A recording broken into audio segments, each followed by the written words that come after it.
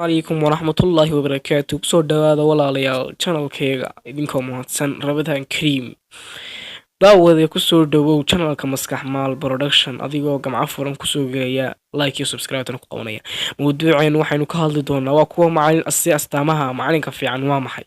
si astaamaha macalinka fiican waa maxay labada qodob waynu kala qaadi doonaa waxaynu soo horeysi doonaa waa kuma macalin jawaabtu waa macalin waa bari amba dhiga kaasoo dhiga maadada uu takhasus leeyahay uu dadka kale kaga duwan yahay macalin waa bari amba dhiga kaasoo dhiga maadada uu takhasus leeyahay that's simple waxaan sheegi doonaa astaamaha macalinka fiican inuu garto maadada uu dhigayo iyo inuu garto hadafka maadada uu dhigayo laga rabo waa lambar inuu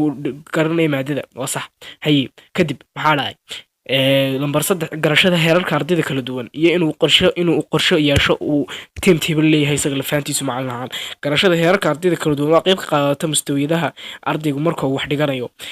waxaan number 5 aqoontiisa inuu kor u qaado hadii kale isaga masaxaya inuu kor u qaado hibooyinka ardayga wax u dhigay taasina waa mid kamid ah astaamaha macalinka fiican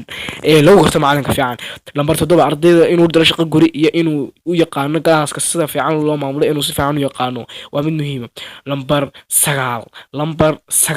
waa lambar 9 waxa xabad waa in uu ilaaliyo waqtiga xiisadaha iyo inuu ardayda baro sida loo dhigto